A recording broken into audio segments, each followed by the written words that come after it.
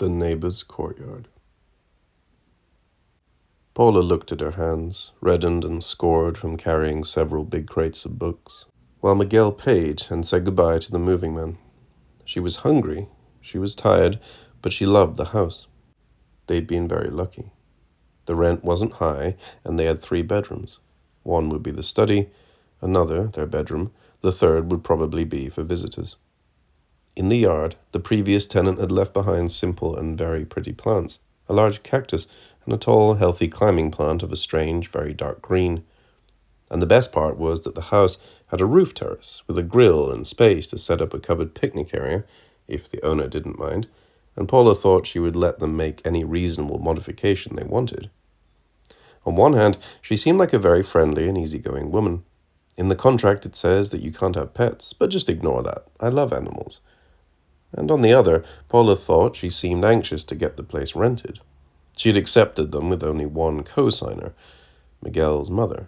Usually landlords asked for 2, and with only one salary, also Miguel's, because Paula was temporarily out of work. Maybe the landlady needed the money, or she wanted the house to be occupied before it started to deteriorate from lack of upkeep. Her attitude had made Miguel a little suspicious, and before signing the contract he had asked if they could visit the house one more time. He hadn't found anything troubling. The bathroom worked perfectly, although they'd have to change the shower curtain because it was mildewed. The house had a lot of light. It wasn't noisy, even though it looked out onto the street, and the neighborhood, with its lines of low houses, seemed quite calm but busy, with a lot of people in the shops along the street, and even a modest bar on the corner. He had to admit he'd been paranoid. Paula, on the other hand, had trusted from the start in the house and its owner. She already knew where the desk and the books would go, and she was looking forward to studying outside in the courtyard, buying a comfortable chair so she could sit out there with her papers and a cup of coffee. Her plan was to finish her degree, take the 3 exams that she still needed to graduate, all within a year, and then go back to work.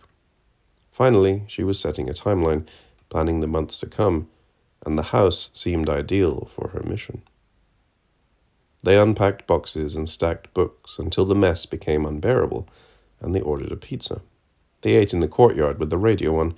Miguel hated the first few days in a new house when there was still no TV or internet, and he was in an anticipatory bad mood, thinking of the calls he would have to make before everything was in order. But he was too tired to worry. After smoking a cigarette, he went inside to lie down on the mattress, still without sheets, where he fell asleep. Paula fought sleep a while longer and brought the radio up to the roof to listen to a little music under the stars. She could see the buildings along the avenue very close by. In a few years, she thought, houses like hers, she already felt it was hers, were going to be bought and demolished to put up tall buildings. The neighborhood wasn't in fashion yet, but it was only a matter of time. It wasn't too far from downtown. It had a subway station nearby, and a reputation for being quiet. She'd have to enjoy it as long as the rest of the city remained indifferent. The terrace was edged by low walls, but it also had a fairly high mesh fence. Likely the owner had once had a dog there. That was why she'd mentioned her love for animals. And the mesh was to keep it from escaping. In one corner, though, the mesh had fallen.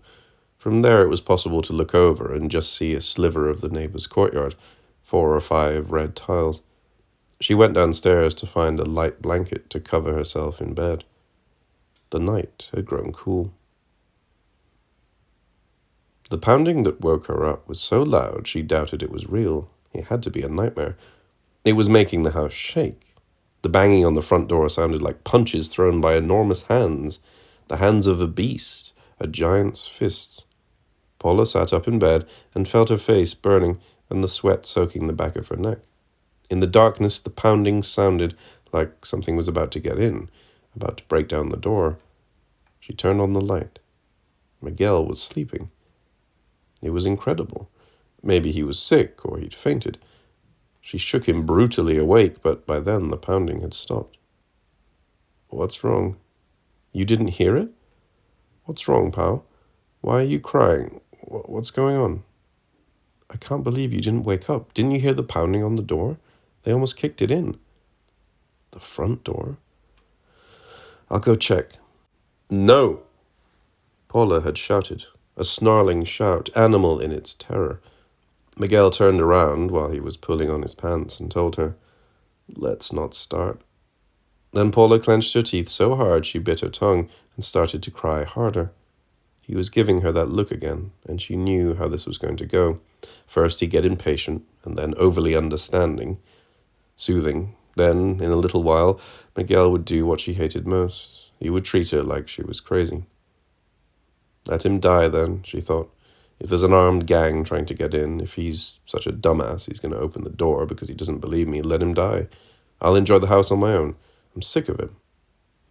But Paula got up, ran behind Miguel, and asked him to please not open the door. He saw something in her eyes. He believed her. Let's take a look from the terrace. You have to be able to see the street from there. The terrace has wire mesh around it. I saw, but it's loose. It'll come off easy. Miguel effortlessly pulled off the wire, which was practically unattached. He leaned boldly out over the roof's edge. There was no one on the sidewalk. The light from the street illuminated the front door of the house, and there was no room for doubt. The whole block was well lit. Across the street were 2 parked cars, but through the windows you could see they were empty. Unless someone was lying down in the back seat to hide, but who would want to stalk them like that? Let's go to bed, said Miguel. Paula followed him, still crying, still furious, but also relieved. She was even happy at having had a too vivid dream, if that was what it had been. Miguel went back to bed without saying a word. He didn't want to talk, didn't want to argue, and she was grateful. In the morning, the pounding seemed very distant, and Paula resigned herself and accepted that it must have happened in a nightmare. It helped that Miguel had already left for work by the time she got up, so she didn't have to face him or talk about what she had heard. She didn't have to endure his sad expression. It was so unfair, just because she'd been depressed, like so many people were, and because she took medication in very low doses, Miguel thought she was sick. She'd been surprised to find out that her husband was so prejudiced, but over the past year it had become clear. At the start of her depression, he'd insisted on getting her out of bed. He told her to go running, or go to the gym, or to open the windows, visit her girlfriends. When Paula decided to consult a psychiatrist, Miguel flew into a rage and told her not to even think of going to one of those charlatans. Why did she have to talk to someone else, he asked. Didn't she trust him? He'd even said they probably needed to have a baby. He started talking about her biological clock and a bunch of other weird ideas that, at the time, hadn't mattered to her, but that when she started to recover had bothered her to the point where she started wondering if she even wanted to stay with Miguel. He had never shown any other kind of prejudice. It was directed exclusively toward psychiatrists, mental problems, madness. They talked about it not long ago. Miguel had admitted to her that, in his opinion, except for serious illnesses, all emotional problems could be solved by force of will. That's some real bullshit, she told him. You really think an obsessive-compulsive person can just stop, I don't know, washing his hands over and over? It turned out that Miguel did think so. That an alcoholic could just stop drinking, and an anorexic could start eating again if they really wanted to. He was making a huge effort, and he told her so while staring at the floor, to accept her going to a psychiatrist and taking pills, because he thought it was useless and the problem would pass on its own, that it was normal to be sad after the problems she'd had at work. But I'm not just sad, Miguel, she'd answered, cold and ashamed of his ignorance, and little disposed to tolerate it. I know, he said. Paula knew that her mother-in-law, who was wonderful and who loved her, had talked to Miguel. More accurately, she'd given him a piece of her mind. I don't know, Paula dear, how my son turned out to be such an idiot, she'd said over coffee. In my house, no one thinks like that. If none of us goes to therapy, it's only because, thank God, we don't need it. Although maybe that numbskull son of mine does. I'm truly sorry, dear. Now she was waiting for her mother-in-law, Monica, who was supposed to come over and drop off Ellie, the cat. They decided to bring her the day after the move so she wouldn't bother them or get too nervous. Cat and mother-in-law arrived as Paula was finishing arranging pots, plates, and pans in the kitchen. She made coffee for Monica while the cat inspected the new house, sniffing everything, frightened, her tail between her legs. "It's a beautiful house," said Monica. "So big, and there's so much light. You two really got lucky. It's impossible to rent in Buenos Aires." She wanted to see the courtyard.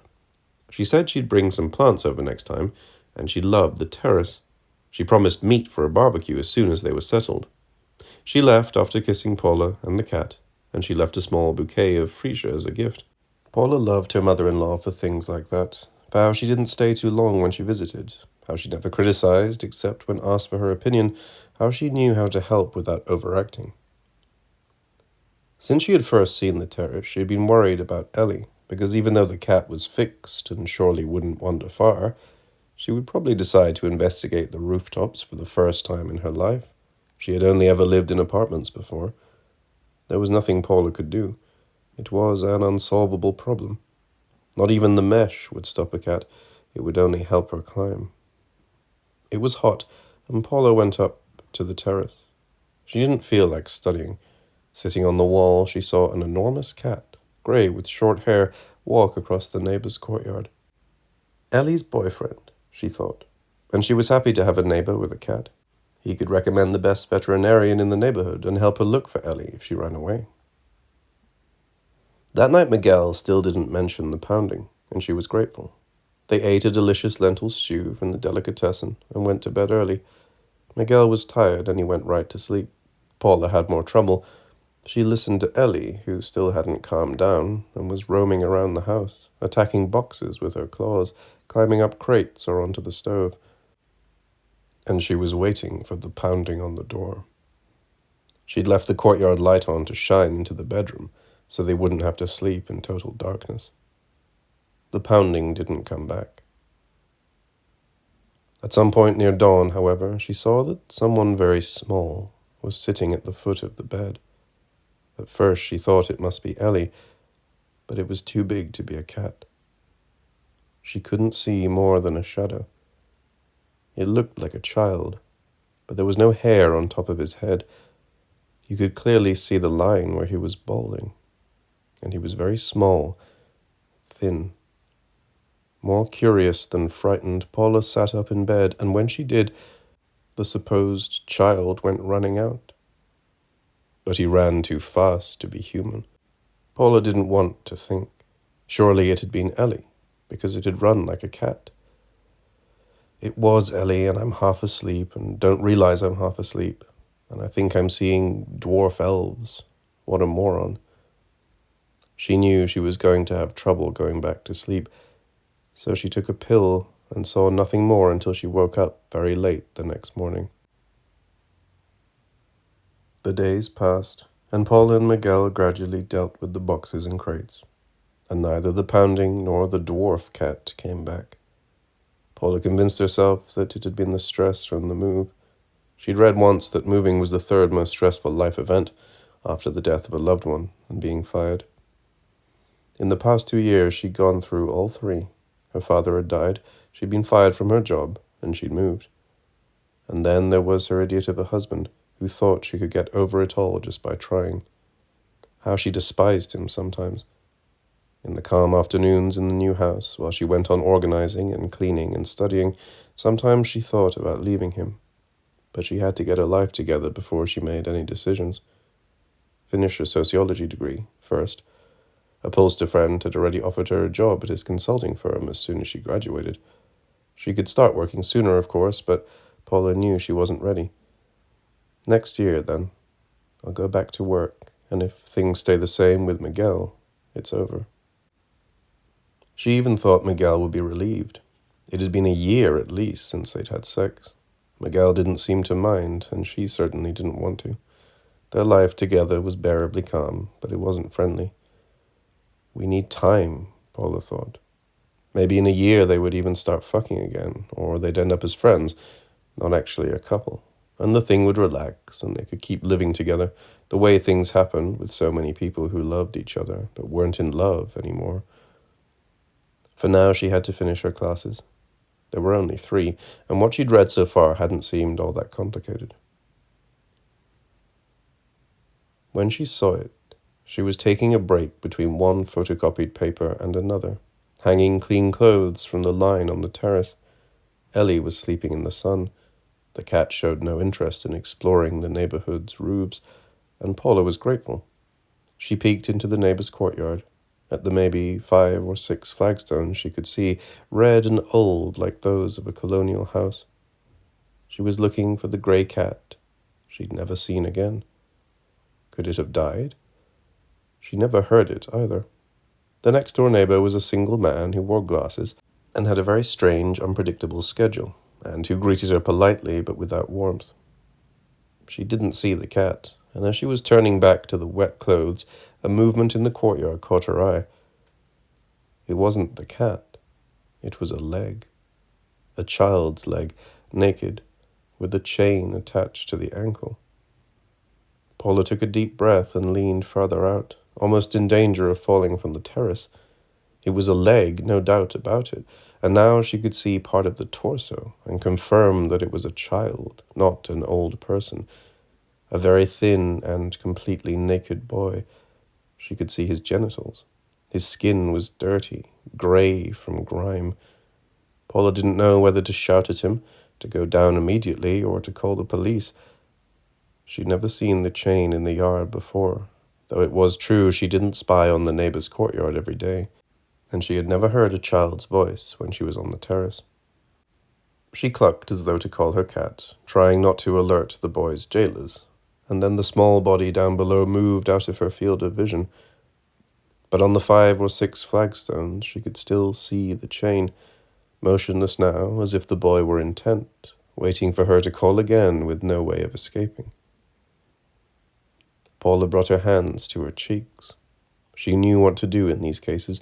She had worked for a long time as a social worker, but after what had happened a year ago, after she'd been fired, after the hearing, she didn't even want to think about taking responsibility again for lost children, damaged children. She ran down the stairs, but didn't make it to the bathroom. She threw up in the living room, spattering one of the boxes of books, and she cried, sitting down, her straight, loose hair almost brushing the floor, the cat looking at her with her head cocked and her round, green eyes curious. It's the boy I saw that night, weeks ago, at the foot of the bed, she thought. It's the same one. What was he doing? They let him out sometimes. What do I do? The first thing she did was to clean up the vomit, unload the books, and throw the stinking box into the trash. Then she went back to the terrace to peer into the neighbor's courtyard. The chain was in the same place, but the boy had moved a little, and now she could see his foot. There was no doubt it was a human foot, a child's foot. She could call child services, the police. There were many options, but first she wanted McDowell to see him. She wanted him to know, to help her. If McDowell shared the responsibility with her, and they managed to do something for the boy, she felt like maybe they could recover something of what they used to have. Those years of taking the car wherever they felt like on weekends, to provincial villages in the middle of nowhere, to eat good barbecue and take photos of old houses, or the Sundays of sex, with the mattress on the floor, and the marijuana cured with honey that her husband's brother grew. Paula resolved to be prudent. In nearly a month, it was the first time she'd seen the boy. She wasn't going to bring Miguel running up to the terrace to show him the chain, the foot. The boy could move out of sight, and she didn't want Miguel to doubt her. She would tell him calmly first, and then they'd go up to the terrace together. She was about to call him, but she stopped herself. She went up to the terrace several times, and each time she saw the chain, or the chain with the foot. She thought of all the stories about children tied to beds, chained up, locked in, that she'd heard in her days as a social worker. She'd never had to work on a case like that. They were rare in the city. People said those children never recovered, that they had terrifying lives and died young. They were too damaged, their scars always visible. When Miguel came home, a little earlier than usual, she didn't even wait for him to drop his bag on the sofa before she started telling him about the boy. He just kept saying, "What? What?" And she repeated, "The neighbor has a boy chained up in the courtyard. No, it's not that strange. There are a lot of cases like that. It's not crazy. Let's go up. Let's go up, you'll see. We have to figure out what to do. But when they went together up to the terrace and peered into the neighbor's courtyard, the chain wasn't there anymore. No boy and no leg. Paula whistled, but the only thing that happened was that Ellie turned up, meowing happily, thinking she was being called to eat. Miguel did what Paula feared most. "You're crazy," he said, and went downstairs. In the kitchen, he threw a glass against the wall, and when Paula came in, she was met by the glint of glass shards. "You don't even realize," he shouted. "You don't realize you're hallucinating. Right, there's going to be a boy chained up in the courtyard, obviously. You don't get that it's because of your job. You're obsessed." Paula yelled too. She didn't know what. Insults, justifications. She wanted to stop him when he stormed out and left the door open, but then a luminous calm settled over her. Why was she acting like she really was crazy? Why was she giving Miguel more fuel? He had decided for no reason not to trust her, probably because he wanted to leave her too. Why was she acting like there was something rational in that argument over her mental health? She had seen a boy in the neighbor's courtyard, and he was in chains. She had never hallucinated before. If Miguel didn't believe her, that was his problem. She went up to the terrace one more time and sat on the wall to wait for the boy to come back into view. Miguel wouldn't come back that night. She didn't care. She had someone to save. She found a flashlight in a box and settled in. The incident Paula had been fired for was also the result of stress, but sometimes it seemed as though Miguel just couldn't forgive her, as though he'd written her off as a worthless piece of shit, just like her former employers had, like she herself was tempted at times to do. That week had gotten off to a terrible start. Paula was the director of a children's shelter on the city's south side. It was a fairly small house, with a damp game room, almost empty of games, a TV that provided the only entertainment, a kitchen, and a bedroom with 3 bunk beds, only 6 beds in total. That was good. It was too complicated to deal with many young children. Friday night, always a difficult night, they'd called her at home. She was fast asleep. She was tired. They asked her to come in right away because there was a serious problem. She drove there half asleep and found a scene that was unbelievable in its stupidity. One of the kids, around 6 years old, was very high. He'd arrived the day before when she wasn't working, and no one had searched him carefully. He must have had the drugs on him. He'd shat himself while watching TV. The boy had diarrhea, and the game room stank. One of the 2 supervisors on duty, who was an imbecile, wanted to put the boy back out on the street. According to her, the rules said that they didn't have the capacity to deal with addicted children. The fight with the other supervisor, who insisted that throwing the boy out was cruelty, first of all, and abandonment to boot, had almost come to blows. The boy, meanwhile, was drooling in his bed and smearing shit all over the sheets. When Paula arrived, she had to yell at the supervisors, explain to the 2 women how to do their jobs, and then help them clean up. The janitors wouldn't come until the next day. The boy was transferred, and so was the supervisor who'd wanted to throw him out. But, as tends to happen in social services, it would take them a long time to find a replacement. So Paula decided to take over until the new person arrived. 12-hour shifts that she alternated with the other supervisor and a substitute, an eager young guy named Andres. On Wednesday, one of the boys escaped. He managed to climb up to the roof from the kitchen window. It was noon when they realized he'd fled, but they didn't know how long he'd been gone. Paula could clearly remember how she trembled from head to foot thinking about the boy out in the street again, dodging cars, stealing half-eaten hamburgers. He was a boy from the bus station who surely turned tricks in the bathroom, and who, though he was only 6, knew all the city's nooks and crannies, down to the criminals' hideouts.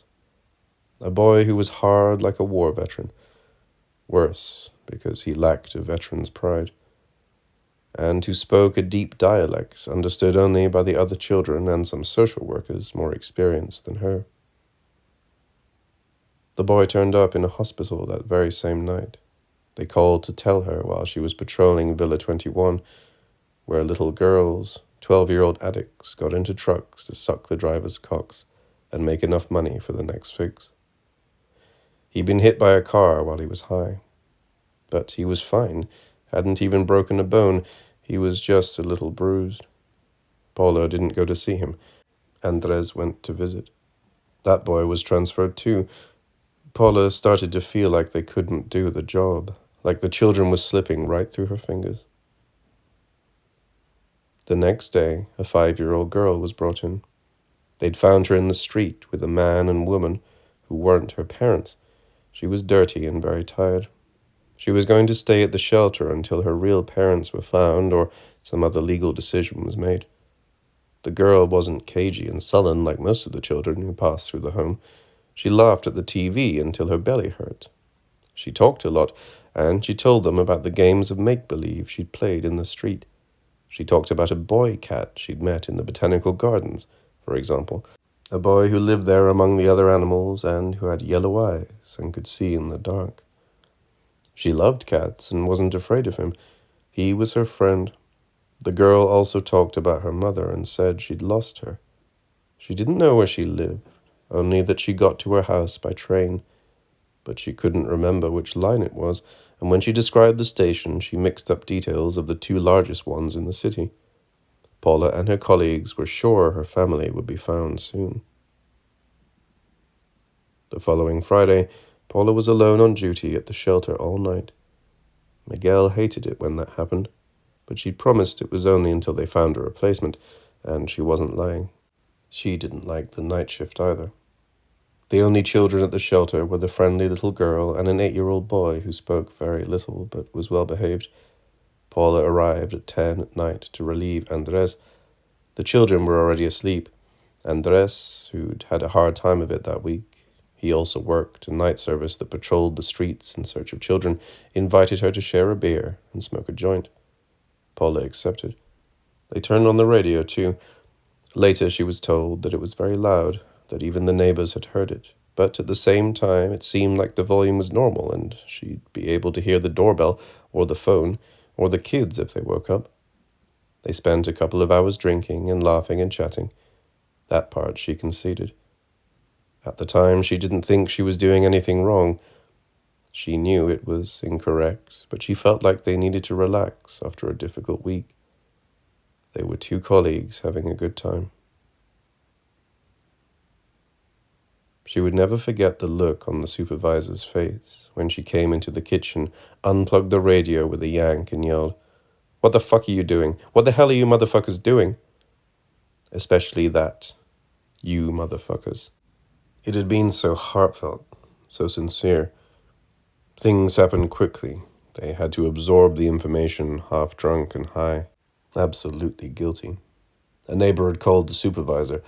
He had her home number, because he heard a child crying in the shelter. The supervisor thought it was strange because she knew Paula was on duty, as she told the neighbor, but he'd insisted that there was a girl crying, and the music was turned up very loud. The part about the music convinced the supervisor, who immediately thought of thieves, of something serious. When she arrived, there was in fact something serious happening, but not what she'd expected. The little girl had simply fallen from her bunk and was crying and wailing on the floor, her ankle broken. The other boy, the silent one, was watching her from his bed, but hadn't gone for help. And the music coming from the kitchen was very loud, as if someone was having a party. When she opened the door, she was surprised and angrier than she'd ever been when she saw Paula and Andres with 2 empty beer bottles and a smoldering joint in the ashtray, laughing like idiots while a homeless girl who trusted them was screaming in pain from the floor where she'd been lying for at least half an hour. When the legal proceedings began, the supervisor was merciless. She testified and recommended they both be fired. She was an experienced woman, respected. She got them thrown out almost immediately with no right to appeal. What were they going to say? That they were under stress? And the girl who had lost her mother in the street, and the mute boy they'd found hidden in a train car, what about them? Were they having a good time? Miguel always told her he understood, that they'd been excessive, they'd been exploiting her. He went with her to the hearings and never judged her aloud, but she knew what he was thinking, because it was the only thing anyone could have thought. She deserved to be fired. She deserved contempt. She had acted irresponsibly, like a cynic, like a brute. The depression came after she was fired. Unable to get out of bed, unable to sleep or eat or bathe, she cried and cried. A typical depression that had gone too far only once, when she'd mixed pills with alcohol and slept for almost 2 days straight. But even the psychiatrist recognized that the episode didn't qualify as a suicide attempt. He didn't even suggest admitting her. He enlisted Miguel's help, asked him to keep an eye on when and how much she drank, at least for a while. Miguel did it reluctantly, as if it were a difficult, demanding task. And for him it was, thought Paula. But he was exaggerating. The depression had been intense, but normal. Now she was over it, and he treated her like the crazy woman she had never been, for a different reason. Because he'd never forgiven her for abandoning that little girl. He'd never been able to get that image out of his mind, the sobbing in the night, the broken ankle. Or the image of Paula laughing, her mouth reeking of beer. That was why he no longer desired her. Because he'd seen a side of her that was too dark. He didn't want to have sex with her. He didn't want to have children with her. He didn't know what she was capable of. Paula had gone from being a saint, the social worker who specialized in at-risk children, so maternal and selfless, to being a sadistic and cruel public employee who neglected the children while she listened to cumbia and got drunk. She'd become the evil directress of a nightmare orphanage. Fine. What they'd once had was over then. But she could still do something. She could save the chained-up boy. She was going to save him. Miguel didn't come back that night. The boy didn't show himself, not even his chain. Paula sat on the terrace looking down at the flagstones. From there she heard her husband leave a message on the machine saying that he was at his mother's house. Would she please call him? They had to talk, but he needed a few days before he could come back. Fine, whatever, thought Paula. It was hot. Ellie stayed with her all night long. They slept curled up together on some blankets until the burning morning sun woke them up. Ellie wanted water for breakfast, as always, and Paula turned on the tap so she could drink from it. Like all cats, she loved fresh running water. Paula almost started crying as she watched her cat, so beautiful, black with her little white feet, sticking out her rough tongue. She loved her more than she loved Miguel, she was sure. The boy wasn't in the yard, but Paula heard the neighbor's door slam. She ran across the terrace and watched the man, her neighbor, head off toward the avenue. Was he the boy's father, or had he enslaved the child? She didn't want to think about it too much. She made a demented decision. She would go into the house. She could jump from the terrace into the courtyard. She'd been studying it all night. She'd have to be smart, like a cat, jump onto the dividing wall, and from there onto an old container she could see in the yard. A water heater, something like that, a metal cylinder, and she'd be in. She could call the police from the house when she found the boy. Getting into the yard was easy, easier than she'd expected. She had a small, normal thought. That meant it would be easy to rob the neighbor's house, and her own. She would think about that later, once she'd done what she had to do. There were 2 doors that led from the courtyard into the house, one to the living room, the other to the kitchen. There was no sign of the boy in the courtyard, not even the chain. There were no bowls with food or water, and no dirt. Quite the contrary. It stank of disinfectant or bleach. Someone had washed the place down. The boy had to be inside, unless the man had taken him somewhere while she and Miguel were fighting, or in the morning after she'd fallen asleep. Stupid, lazy. How could she fall asleep? She went into the kitchen, which was dark, and the light wouldn't turn on. She tried other switches, even one in the courtyard. The house didn't have electricity. She was afraid. The kitchen stank.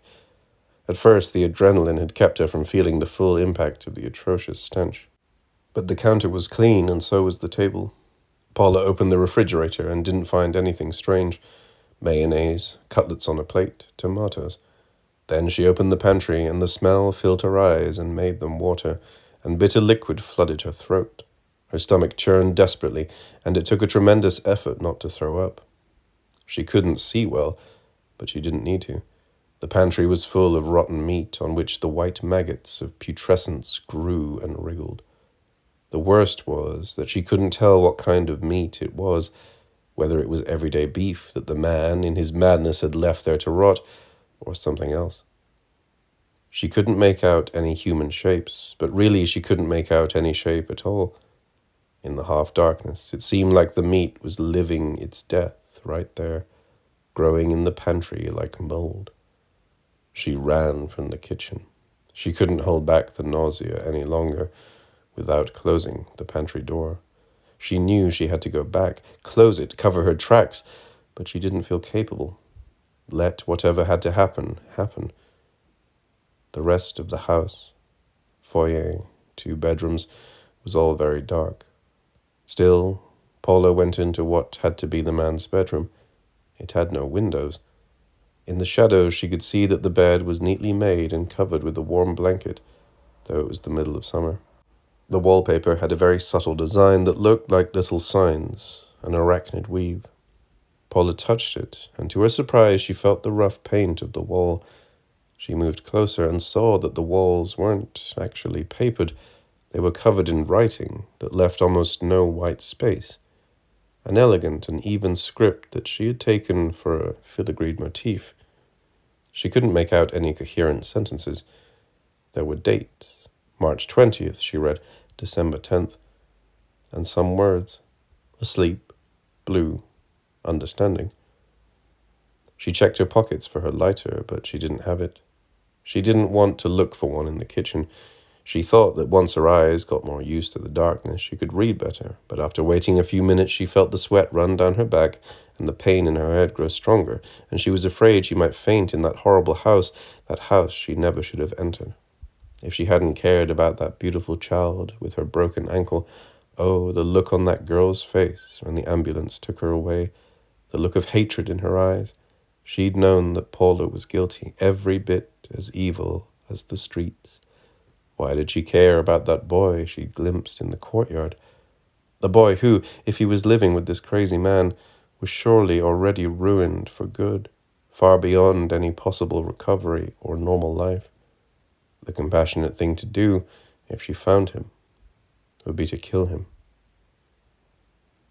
She went into the living room, also neat and empty, but there she found the chain on a maroon faux leather sofa.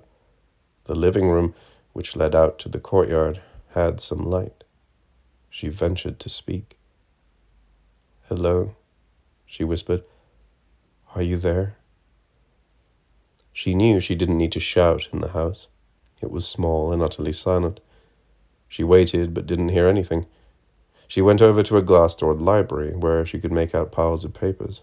But when she went in, she was not only disappointed but also frightened.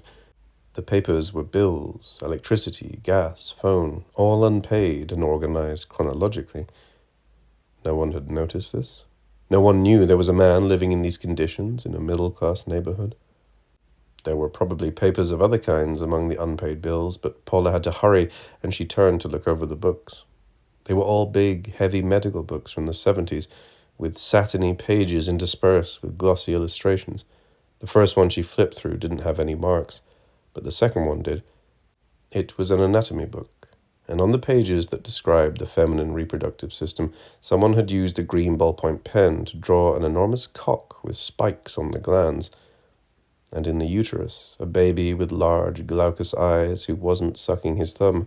He was licking it with a lascivious gesture that made her say aloud, "What is this?" When she heard the key in the front door, she threw the book to the floor. She felt a sudden wetness in her underwear and pants, and she ran to the courtyard, climbed desperately onto the tank. I'll fall, my hands are sweaty, my blood pressure is low. And with fear-induced speed, she made it to her own terrace. She went running down the stairs and locked the courtyard door, though she didn't think that would stop the man who would surely be coming after her, because he must have heard her, because she had left the door to his fetid pantry open, because she had seen his drawings. What other drawings were there? What did those walls say? And the boy? Was it a boy? Or had it been the man himself? Did he sometimes like to chain himself up in the courtyard? It could be him. With distance and the influence of her own history with children, maybe he had seemed smaller than he really was. A relief to think that the boy didn't exist. But the relief didn't protect her. Maybe the crazy man wasn't dangerous. Maybe he wouldn't care that she'd broken into his house. But Paula didn't think so. She was remembering things seen out of the corner of her eye, something on the couch that looked like a wig, some words on the wall that were in a language she didn't know, or were in an invented language, or were simply letters grouped senselessly. How all the plants in the yard were dried up, but the earth was damp as if someone kept watering them, as if someone refused to accept the fact that they were dead. For the first time, she hated Miguel unequivocally. For leaving her alone, for judging her, for being a coward, for running away at the first real problem, for running to his mummy. She called him asshole. "He's not here," her mother-in-law told her. "Are you all right, dear?" "No, I'm shitty." Silence. "Call him on his cell phone, darling. You're going to be fine, don't you worry." She hung up. Miguel's cell phone had been turned off for hours. In situations like this, she missed her father, a complicated and not very affectionate man, but clear and angry over such a small thing. She remembered how he had taken care of her mother, driven mad by a brain tumor that eventually killed her. When he'd heard her screams, not a muscle in his face had moved. But he hadn't told her that everything was fine, because everything wasn't fine, and it was stupid to deny it. Like now, something bad was going to happen, and it was stupid to deny it. She tried to call his phone one more time, but it was still off or out of range. Then she heard Ellie growling in anger, and then meowing wildly. The cat's cries were coming from the bedroom. Paula ran. A boy was sitting on the bed, with Ellie on his lap. He looked at her, and his glaucous eyes were crisscrossed with red veins, and his eyelids were grey and greasy like sardines. He stank, too. His stench filled the room. He was bald and so skinny it was amazing he was alive. He was stroking the cat brutally, blindly, with a hand that was too big for his body. His other hand was around Ellie's neck. "Let go of her!" screamed Paula. He was the boy from the neighbor's house. He had marks from the chain on his ankle. In some places they were bleeding, and in others they oozed with infection. When he heard her voice, the boy smiled, and she saw his teeth. They had been filed into triangular shapes, like arrowheads or like a saw. The boy brought the cat to his mouth with a lightning-fast motion and clamped the saw into her belly. Ellie yowled, and Paula saw the agony in her eyes while the boy's teeth delved farther into her stomach. He buried his face, nose and all, in her guts. He inhaled inside the cat, who died quickly, looking at her owner with angry and surprised eyes. Paula didn't run. She didn't do anything while the boy devoured the animal's soft parts until his teeth hit her spine and he tossed the cadaver into a corner. "Why?" Paula asked him. "What are you?" But the boy didn't understand her. He stood up on legs of pure bone, his sex disproportionately large, his face covered in blood, in guts, and Ellie's silky fur. He seemed to be looking for something on the bed. When he found it, he lifted it up toward the ceiling lamp, as if he wanted Paula to see the object clearly. He had her front door keys. The boy made them jangle, and he laughed, and his laughter was accompanied by a bloody belch. Paula wanted to run, but her legs were heavy as if in a nightmare. Her body refused to turn around. Something was holding her there in the bedroom doorway. But she wasn't dreaming. You don't feel pain in dreams.